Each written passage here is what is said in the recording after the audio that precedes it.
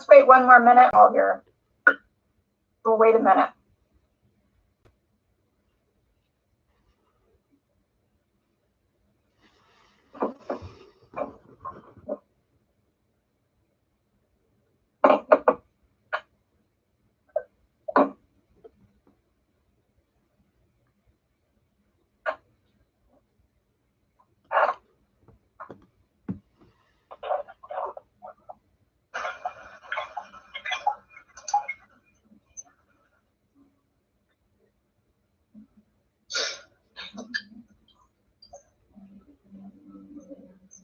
For those of you joining us, we're just waiting another minute.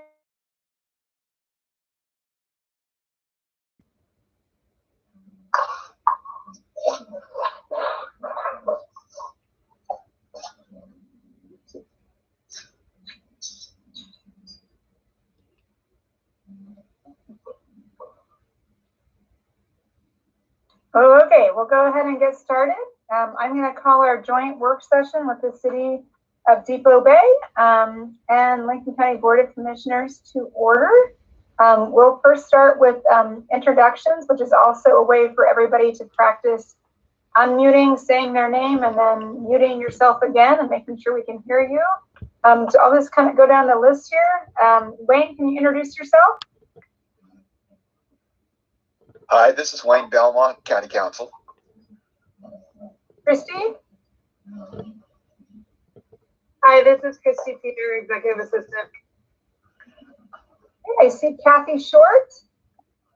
Yes, City Councilor for Depoe Bay. And I see Lauren Goddard. Good evening, Lauren Goddard here. I see Jerry Urbidge. Yeah, this is Jerry Urbidge, Assistant County Council. And I see Commissioner Hall. Hi, Commissioner Claire Hall. I see Barbara.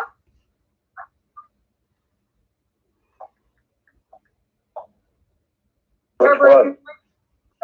It just says Barbara, so let's see. I don't know. I guess if you're Barbara, say your name, and we'll see who it is. I'm Barbara Chesler, City Recorder. Hey, do we have another Barbara? Okay, how about Doug? I'm here. Okay, and Rebecca Austin?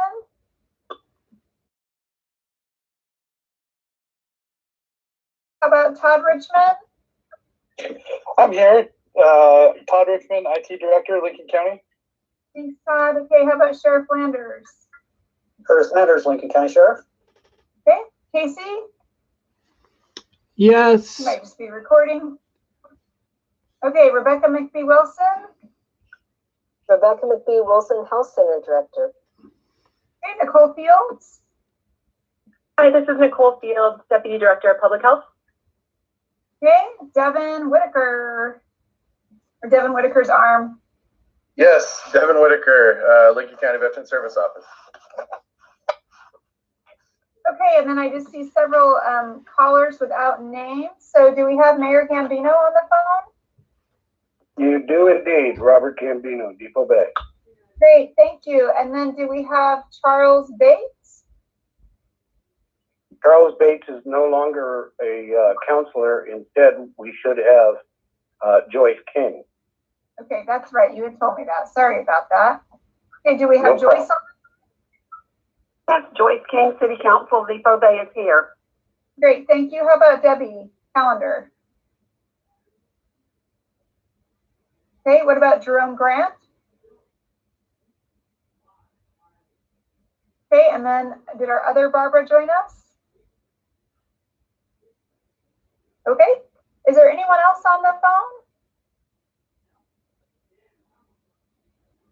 All right, we'll go ahead and get started. So it looks like we do have a quorum for the commissioners. All three commissioners are here.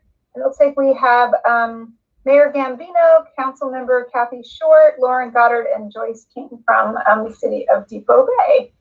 Well, thanks for being here, everybody. I know this is just a challenging time.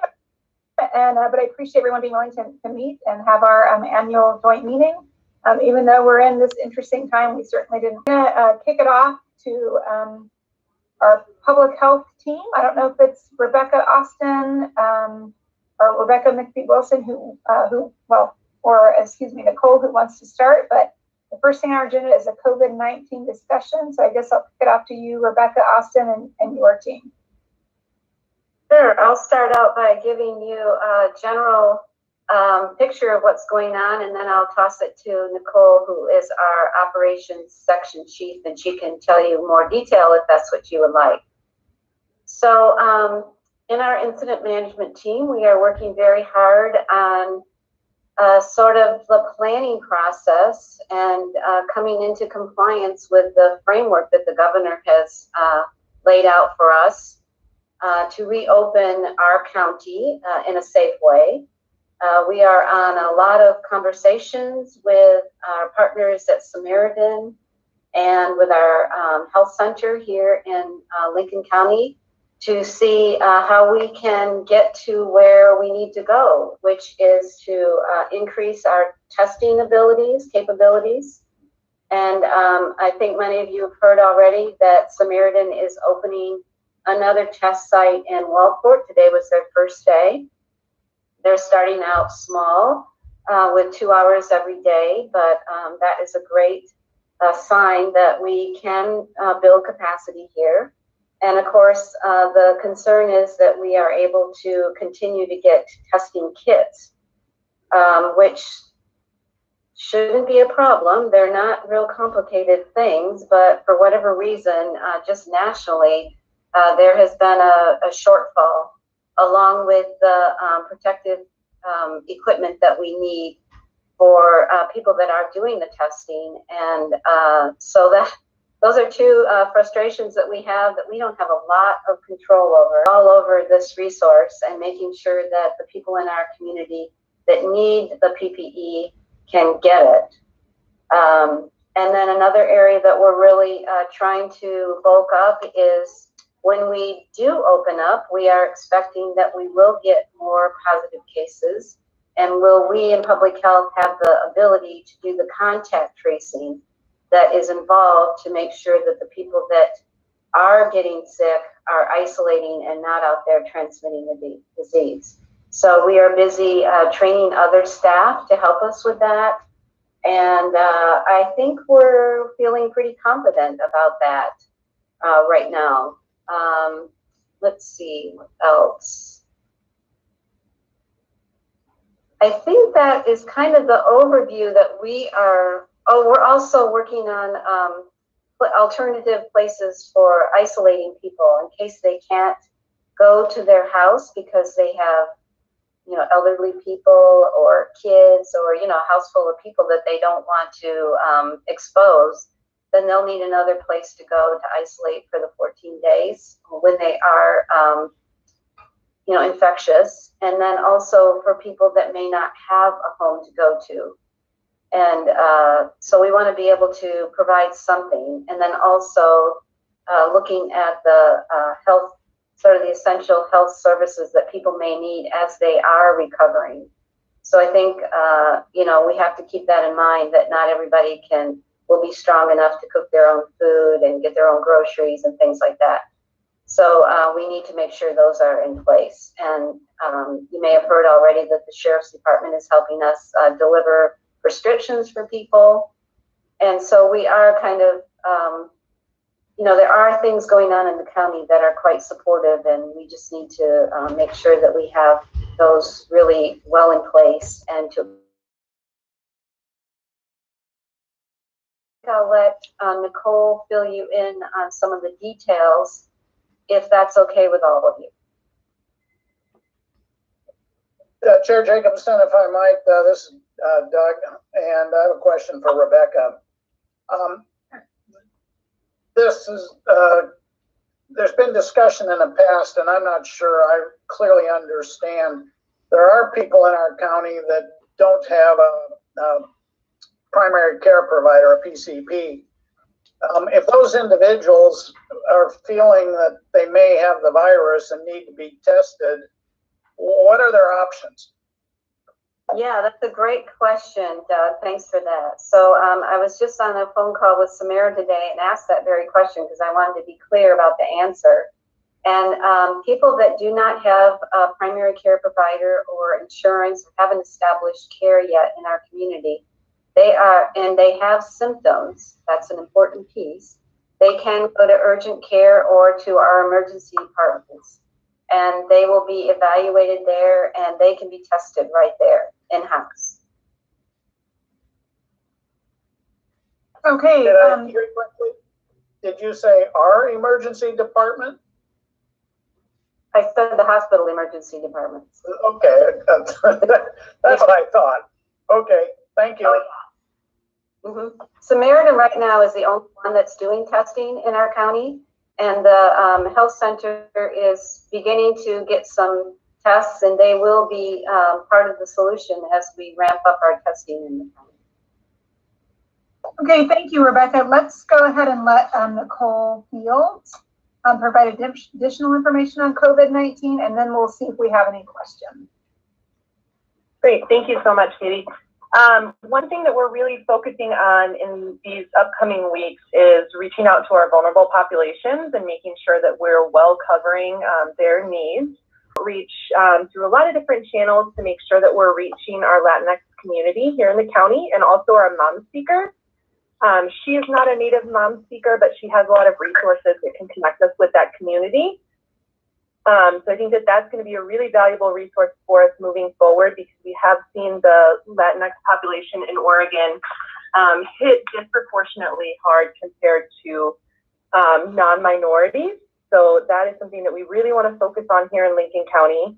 We are also working really closely with our long-term care facilities. Throughout the state, we've seen a number of long-term care facilities be hit fairly hard with COVID-19, and we really want to work to prevent that here. So we're working directly with our partners at those long-term care facilities and making sure that they have isolation plans in place and plans in place if they do have people that are going out for testing, a way to kind of keep them safe and keep other residents safe while they're awaiting those results.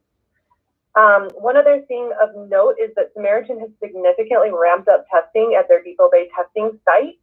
And I think that they're at the point where they are they've expanded out their testing guidelines. So in the beginning, we did a lot of communication of if you are well enough to stay home, but you have symptoms of COVID-19, just stay home and isolate. And I think we're kind of getting to the point where if you feel like you have symptoms of COVID-19, call your primary care doctor and they can kind of help you with that decision tree on if you should get tested or not. But they are expanding out testing quite a bit now.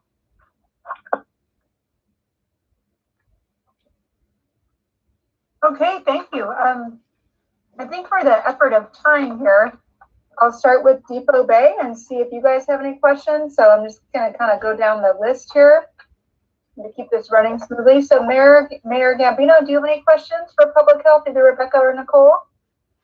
I do, for either one. I'm rather of contact tracing when we have a positive patient.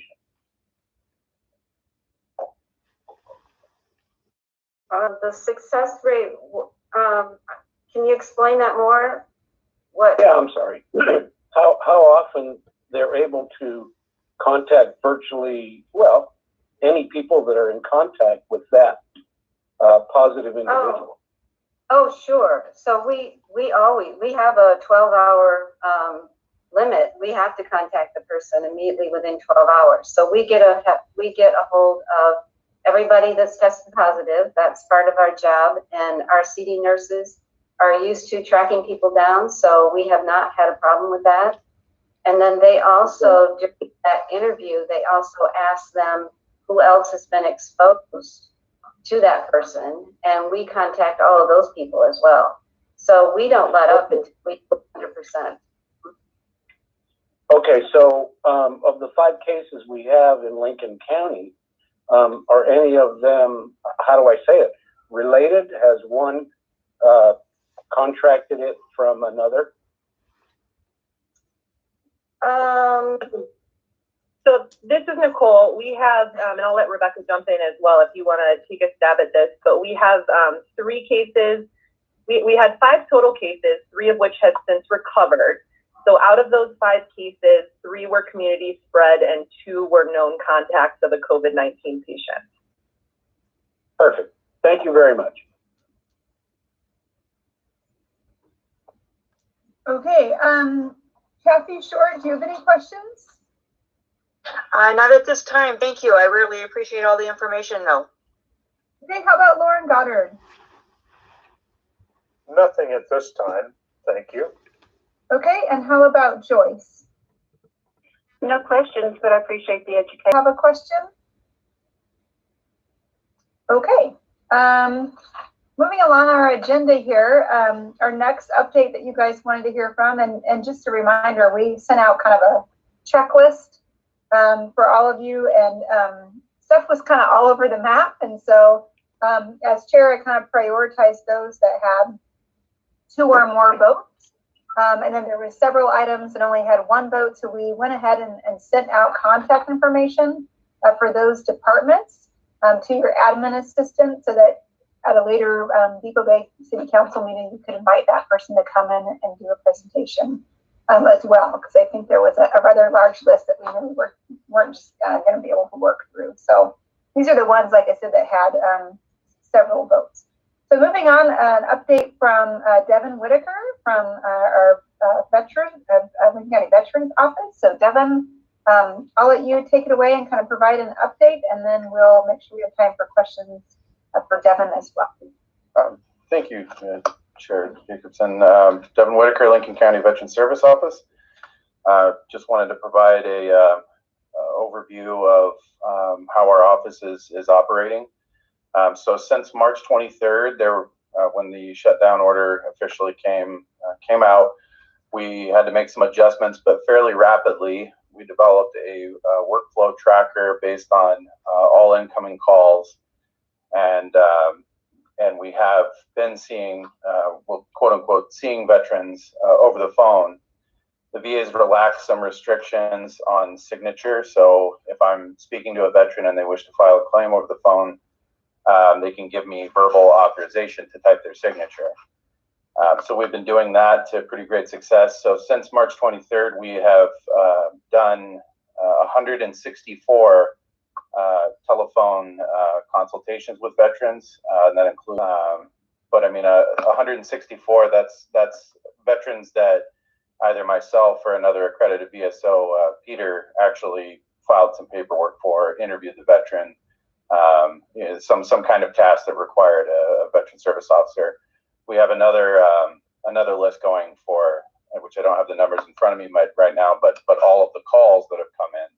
This 164 veterans figure as some VSO specific action that was taken on behalf of the veteran.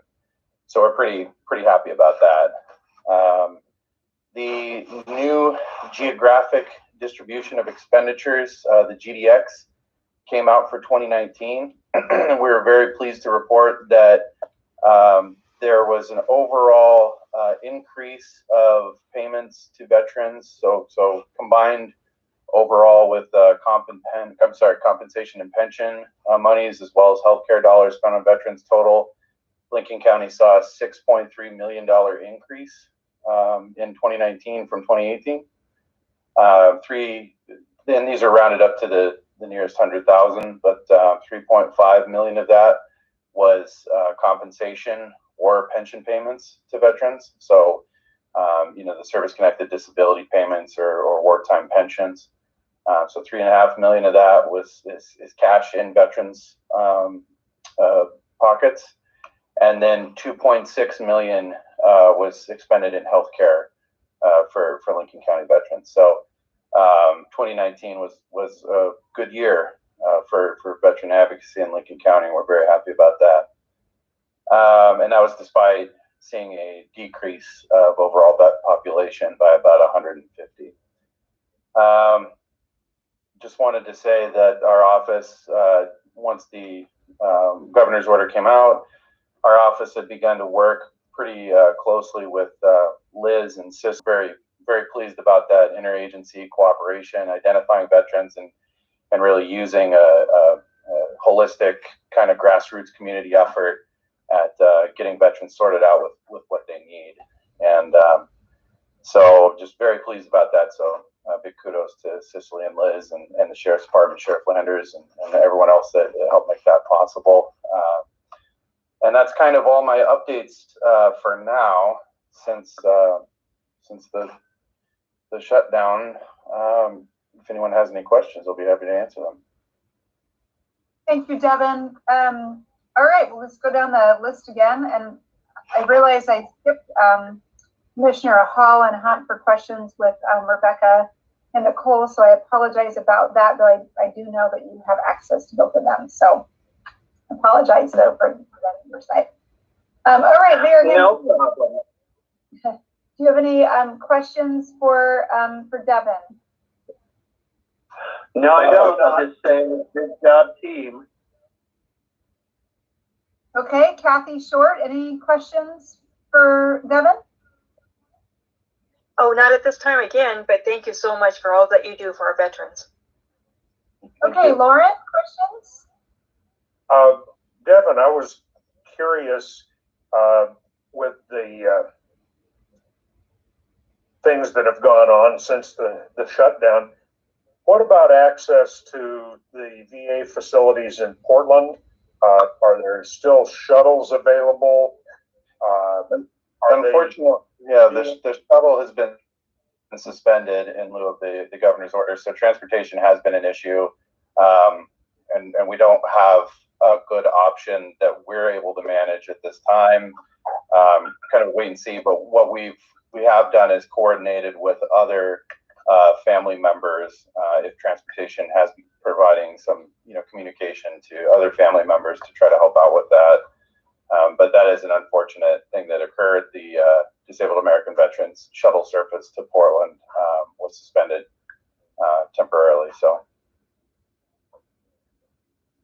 Okay, well, thank you. I was curious about that. I've never needed to utilize that transportation, at least not yet. But just I hate to see that have to fall by the wayside. But these are extraordinary times. They sure are. And through my work with the National Association of County Veteran Service Officers, I've also been cued in to some high-level VA leadership telephone meetings. Finished one up with Secretary Robert Wilkie this morning. It was 10 o'clock to about 11:30 noon. And a lot of discussion about healthcare, providing, I think, a big agenda item during that meeting was how is the VA protecting its healthcare workers and subsequently protecting the patients from the spread of COVID. And so everyone's very feeling the uniqueness of these extraordinary times. So. Okay,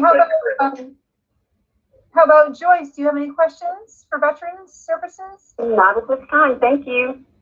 Okay, Commissioner Hunt, anything you wanted to add or any questions for Devin? No, keep up the good work. Thank you. All right. Will do. Commissioner Hall, anything? Nope, not at this time. Keep up the good work, sir, and team. Thank you. All right, thank you so much, Devin, for being here with us virtually today and for all the work you're doing. Thanks so much. But before we do that, I think when I looked at your kind of tally sheets of what you wanted to talk about, someone specifically wrote in next to Health and Human Services that they wanted to understand of the new apartment buildings that are going up on the north end of Newport, how many of those would be low-income housing. That is actually not something that Lincoln County Health and Human Services is managing, but I thought Commissioner Hall might actually know the answer to that. Sure, I'm glad to talk about that project. It is 110 apartments. It's being developed by a private firm. Their nearest base is Portland, called Commonwealth Development. They do projects like this all over the United States. It is almost exclusively funded by the state of Oregon through Oregon Housing and Community Services. About half of it is traditional housing tax credit programs, the other half being financed with a bond program that the legislature started about 3 years ago to try and expand the housing supply in in Oregon. And the one criteria for eligibility is that, in exchange for getting this state funding, that they will keep the rental rates affordable to families earning 60% or less of the area median income. So you say how much, and unfortunately that's not a set number because it depends on family size and depends on income, but basically the federal formula for that says is that a family should not have to pay more than 30% of their overall monthly income. Questions about it beyond that, I'm happy to try and address them if I can. Okay, was there any specific questions for Claire?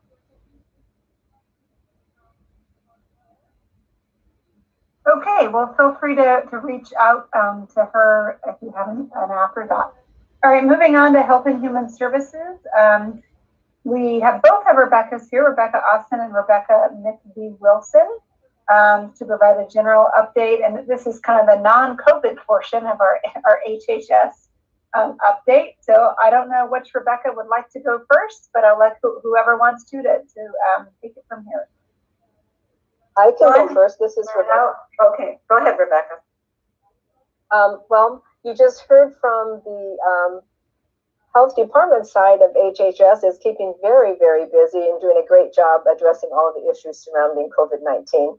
The health center side is also keeping very busy. Once we had the shelter in place, the stay home, stay safe order, we were confronted with how we were going to provide services in our physical and mental health areas so that we could continue, we knew that the services were going to be needed. And so we stood up very quickly, telephone visits and telehealth, that generally this process might have taken a year to do this, and we did it in a couple of weeks. This is the same thing that's been happening across the country. And, without our partners in IT, we wouldn't have been able to do that. So I'm happy to say that we're still seeing patients in primary care in our physical health sides. We have teams every day in Lincoln City and in Newport at 1010. And we also are doing a large volume of telephone visits and telehealth. So we've got a combination of services available. If somebody has recently left the hospital and they need to be seen, also in Newport, we have the VA clinic at our Newport primary care clinic, and so they're also seeing folks too. In behavioral health, we first started seeing people mostly by phone, but now we have gotten in place the ability to have telehealth visits. We are still seeing some clients in person, particularly the psych nurse practitioners and the RNs really feel like they need to be able to see people and really be able to see how they're doing. And so we're seeing that, but we are doing a lot of services on the phone, and people both in physical health and both in mental health are saying they really appreciate the outreach. They really like the contact. And, we're hearing that people are just appreciating that they have someone that has shown interest and they can talk to. So that's a real positive thing as well. We continue our crisis services. Crisis services are a mandatory service. And so there has been some relaxing of the rules there. We're able to, Oregon Health Authority has said that, yes, in terms of we want to continue to provide the services, but we also need to think about the safety of the people providing those services. So much of that is also being done by phone. And the only time that somebody might have to go to the hospital is when someone is going to actually be, going to be hospitalized. School-based healthcare centers, they were closed when the schools were closed. but we are reaching out to those individuals, those students, and letting them know that if they would like to continue to be seen for either physical health or behavioral health services, they can they can come to one of our other clinics and receive those services. And so we also have the ability to provide telehealth and telephone visits for them as well. So that's pretty much what we're doing. Are there was that in our phone bank that we do currently have during the COVID-19 crisis. So these are citizens that can call in with questions and that kind of stuff. We do currently have mental health providers on that as well to support people as well as regular nurses and that kind of stuff. So we're also making sure we have an opportunity for people to talk that maybe are not in quote crisis, but this is a stressful situation. So we're trying to make sure we have that covered as well. And I appreciate that. And let me please just add real quickly that the physical health or the primary care side of our health center has also a 24-hour call service. If somebody were to call in the middle of the night worrying whether or not they needed to get some help, we have that would be our triage, and then we also have on-call providers. Yeah, wonderful. Thank you. All right, so Mayor Gambino, questions from you? None, but excellent information. Thank you very much. You're welcome. How about Kathy? No, I'm very pleased with all the services that have been provided. Hey, Lauren? Nothing from me. Okay, and how about Joyce? I'm good. Thank you so much. Okay, Commissioner Hall? I'm good. Okay, and Commissioner Hunt? I'm okay for now. Okay, Rebecca Austin, is there anything else you wanted to add?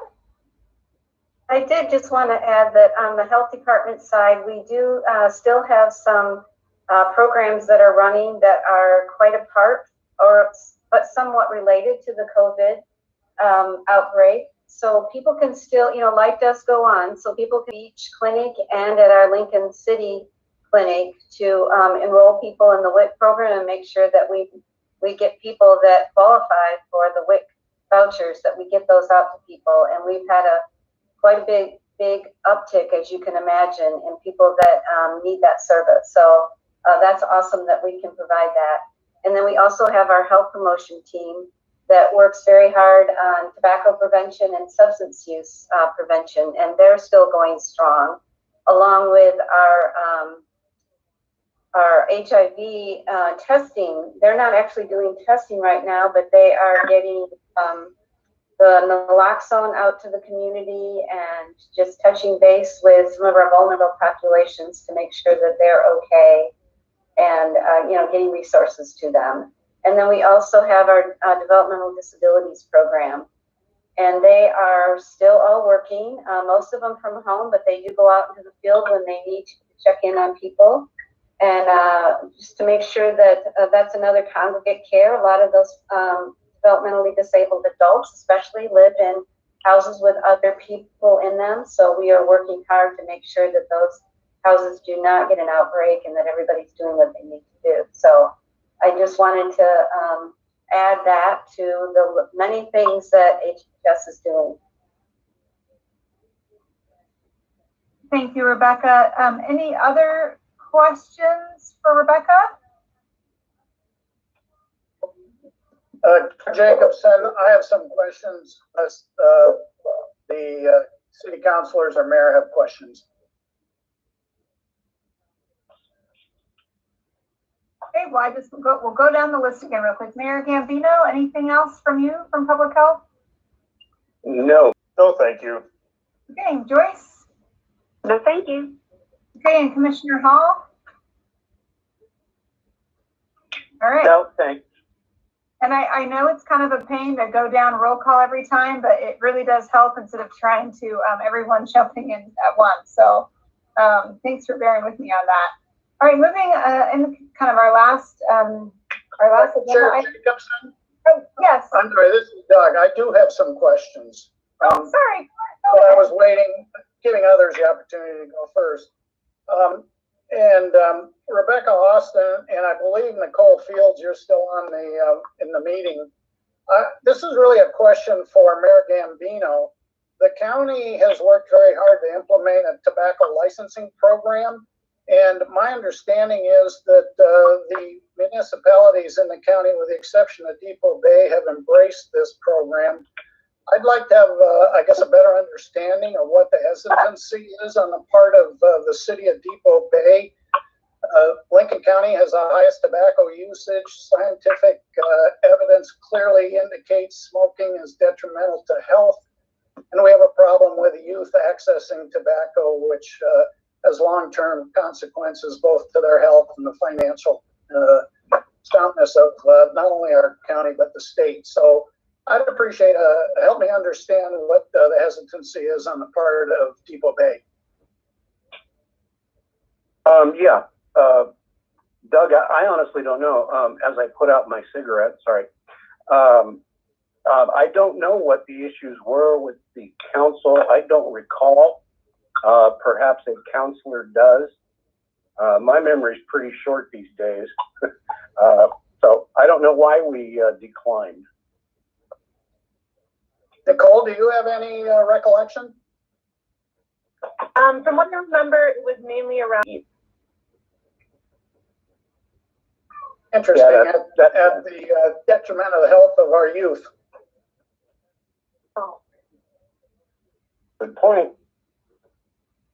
And I will say we're happy to present again about tobacco retail licensing. If that's something you'd like more information on, I'm absolutely happy to come back and talk to you about it again. Yeah, I was going to suggest maybe we do that. I know they have had a changeover in some of their members, and maybe that would be an opportune time to discuss again. I would ask the mayor to allow Nicole to make another presentation to the city council. That'd be great. This is for coffee, and I'll say and get that scheduled then, if that's all right. Okay, and I just heard someone chime in there. Who was that? This is Councilor King. I think it would be a good idea to do that. Great. Okay, thank you. All right, our last agenda item was hearing from our IT, or Information and Technology Department.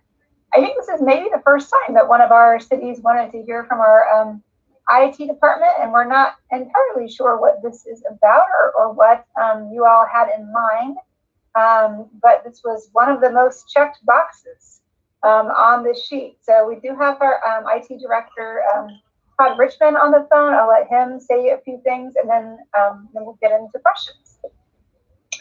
Yeah, hi, this is Todd. Thanks for having us. I think the commissioner is correct. This is the first time I've ever talked to somebody outside of the commission. It's been a really long year for us. We've done a lot of stuff. We had a breach this year. We came out really well. We had no loss of data, no leakage of constituent or a client. None of our information was accessed. But we were compromised. We did work with the FBI, and breach team was contracted, and they led us through the process, cleaned everything up, and then gave us a list of recommendations at the end, which we are slowly adopting as funding becomes available. The other major thing this year was our Windows 10 upgrade, which we have finished. Windows 7 was end of life at the beginning of this calendar year. That was a big project for us. And then recently, as you might guess, we've been really busy getting our 550 employees to a point where they can work from home as much as possible. That's been kind of all consuming for the last 6 weeks. But that's basically where we stand. Is there anything in particular that you guys wanted to talk about? This is Mayor Gambino. I'm kind of curious. Does your department handle web page end of things for the county? So the webpage in the county is a collaborative event or process. Each department is responsible for doing their own web development or working with the county's PIO to do web page changes, Casey Miller. The infrastructure we maintain. So we maintain the server, the connectivity, and we provide support when people can't do things that they want to do in the web. But we don't actually do web design. Design end of it, not in-house?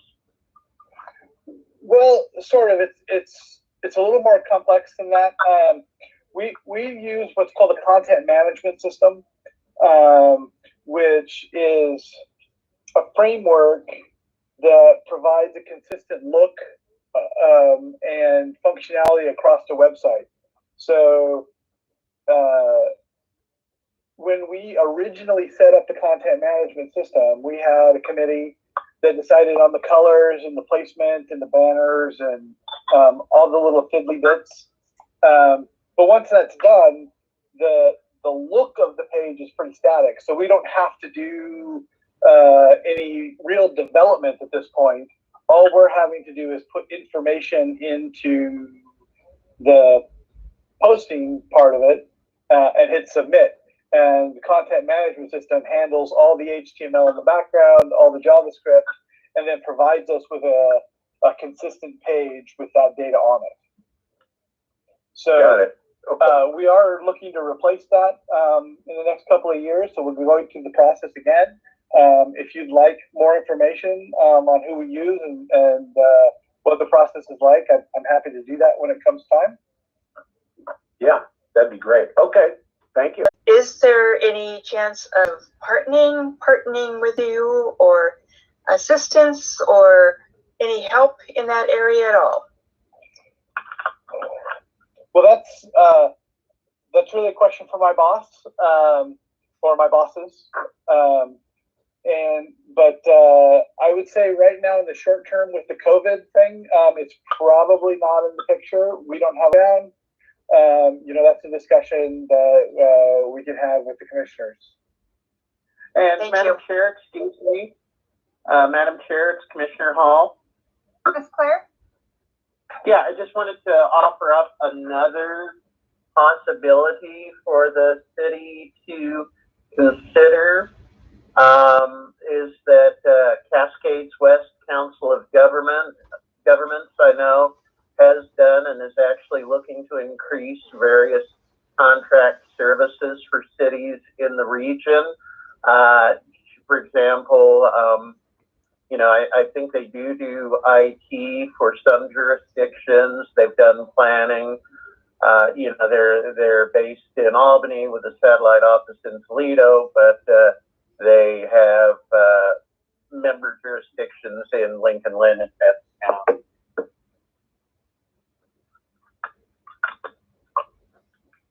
Thank you, Claire. Actually, we have dealt with them, so Okay. yeah, we knew about. Thank you. Yeah, and they've just got a new IT director on board there, so if it didn't look promising before, it might be worth at least a second look. Excellent. Thanks. All right, Lauren? I have nothing on this topic. All right. And how about Joyce? No, but it's nice to know that there's possible help out there to help with our webpage. Thank you very much. Commissioner Hunt, anything you wanted to add? No, I just think that IT continues to be an area of increasing criticalness as far as the safety and the functionality of our network in our county. So appreciate the good work that Todd and him. To add? No, thank you. Yeah, I too just wanted to say thank you both to Todd and the whole IT team. I think when we think about this COVID-19 crisis, we obviously think about our HHS department of public health and emergency management and our hospital workers, but I feel like IT is sort of those unsung heroes that have been helping getting us all working from home, getting telemedicine working, IT department at schools, getting distance learning going. So both Todd's team and many IT departments in Lincoln County and around the state have been working just really, really hard, trying to make sure that as much business and commerce and learning and government and all of those things can continue during this situation. So just big thanks to all of them on that end. We are through agenda items. I'll just quickly see if there's anything else anyone wanted to add. Commissioner Hall, is there anything you wanted to say or add? No, I just appreciate the council's participation and our staff's good presentations, and want to take my hats off to everybody inside and outside government and the communities who are continuing to persevere in this very difficult time. All right, Commissioner Hunt, anything from you?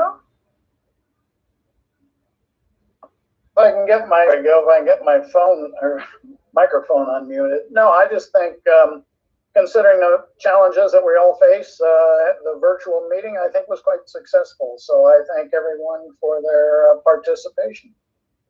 Well, it's not over yet, so we still could have some large IT failure or something like that. So if you want no, nothing additional.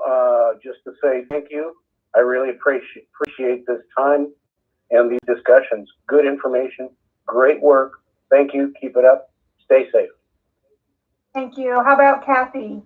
I just appreciate the opportunity to meet with all of you, and sharing the information is so helpful. Thank you so much. You're welcome. How about Lauren? Well, I too appreciate the opportunity to meet in the joint work sessions each year. One little thing that I was hoping for was a very brief briefing from Sheriff Landers, perhaps, on how things are going in his department there, early releases from the jail, things of that nature. Yeah, I actually was thinking about that as well. So I think we'll have time for that. So let's see if Joyce has anything, and then we'll ask Sheriff Landers to do that. I just wanted to thank everyone for carving out some time, especially for Depoe Bay, with everybody's busy schedule. We just really appreciate it. Thank you. Thank you. Okay, Sheriff Landers, you have a few minutes. Do you want to go ahead and say a brief update? Sure, absolutely. Curtis Landers, Lincoln County Sheriff. Thank you. I actually thought I was going to be off the hook tonight for a minute there, but glad that you asked. Yeah, right now we are, with the COVID situation, sitting at 70 individuals in our jail, and that's probably the jail opened in 1992. And as soon as it passed that 70 mark, I don't think we've ever seen it that low since then. So this is really a historical, I don't know if you call it achievement or consequence of COVID-19, but we had to take the necessary steps.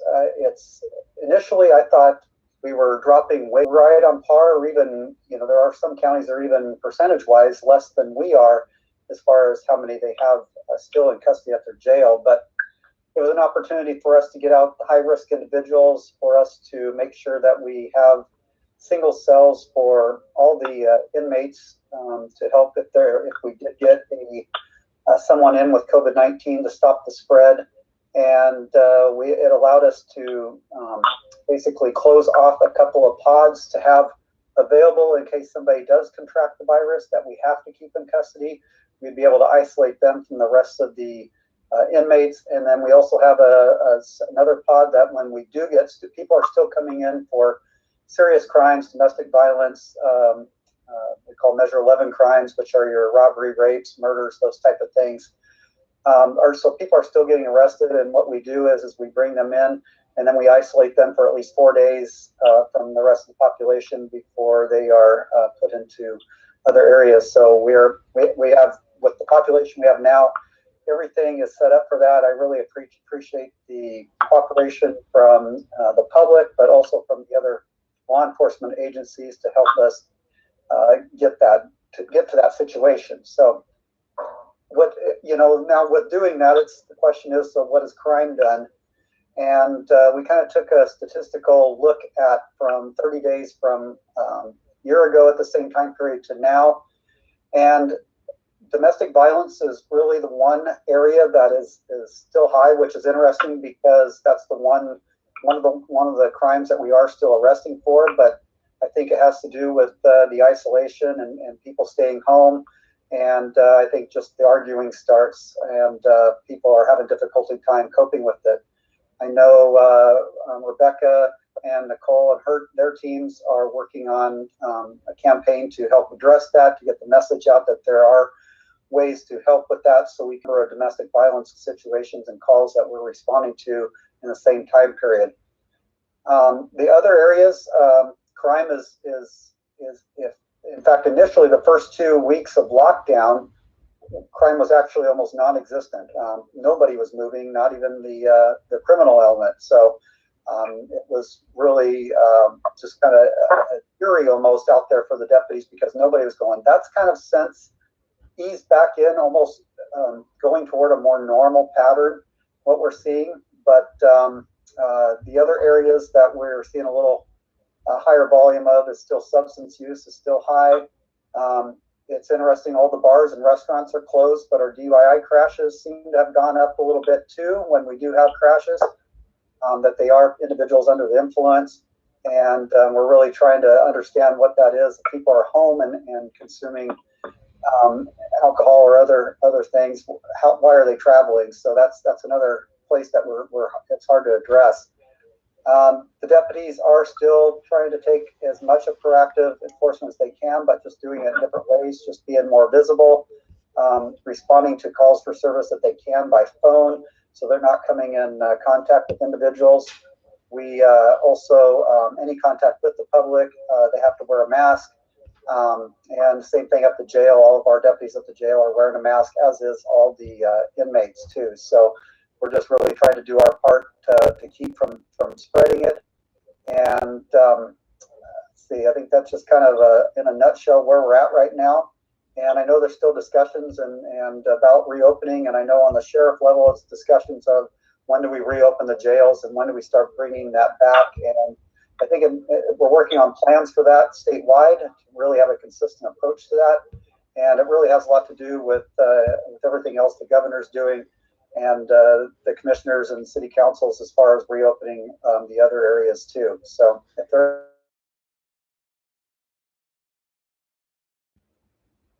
Thank you for providing that. Appreciate it. Mayor Gambino, questions from you? No, that's it, I think, and thank you again. Okay, Kathy? Yes, Sheriff Landers, thank you so much for keeping us safe. One question is that we have no code enforcement abilities here in Depoe Bay. We have no we have no police department or anything. And is there any assistance that we can receive with our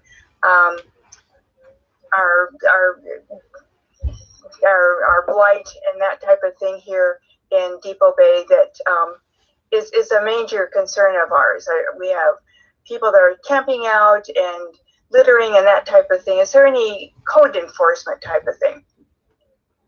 Well, I'll address that in two ways. First of all, if there are any type of criminal activity that's going on, you talked about dumping complaints, those type of things that we could address outside of the city code that's under the Oregon Revised Statutes. We're more than happy to still accommodate that. That's just like any other crime, and we can address those issues that way. As far as specific city code, that's kind of difficult at this point. I think Director Richmond for IT summed it up as our bandwidth is really we don't really have any at this point. The fact is that the county just recently obtained a code enforcement officer under the sheriff's office that was funded by the commissioners. to address county code, and it's a large enough job that it's more than one person can handle with that. With that, I know that there have been discussions with specifically the city of Walport and city of Yachats, and a little bit with city of Toledo about working together with the cities to maybe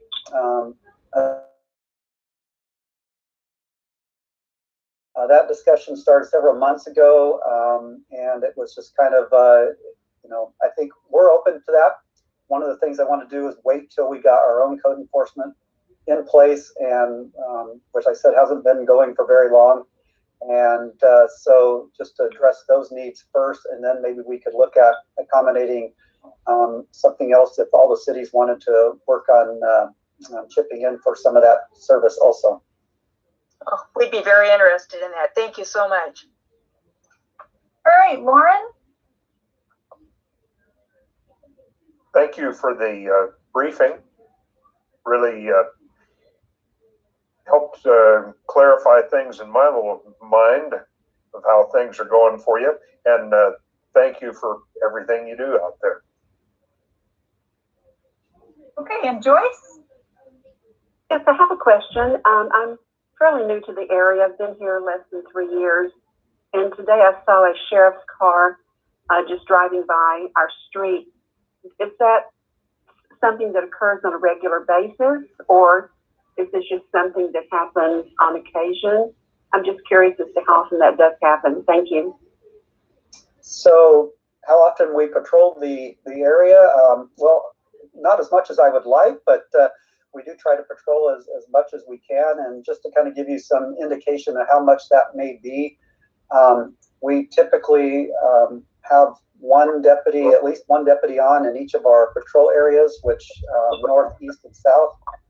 And the north area would encompass basically everything north of Newport, up through Depoe Bay, Glendian Beach, Lincoln Beach, Otis, Rose Lodge. We have one deputy usually assigned to those areas between 7 a.m. and 3 a.m., 20 hours a day. And there's no one on between 3 and 7. It's a call-out situation. So you can imagine with one deputy and that, but it's still trying to get a random and routine coverage to cover the area as best we can. Thank you. It's always nice to see your cars. I appreciate it. All right. Well, we are at our time. I just wanted to thank everybody again for participating, especially in this new virtual world we're in. Nice job, everybody. Please feel free to reach out to our staff for follow-up questions or to any of the 3 commissioners.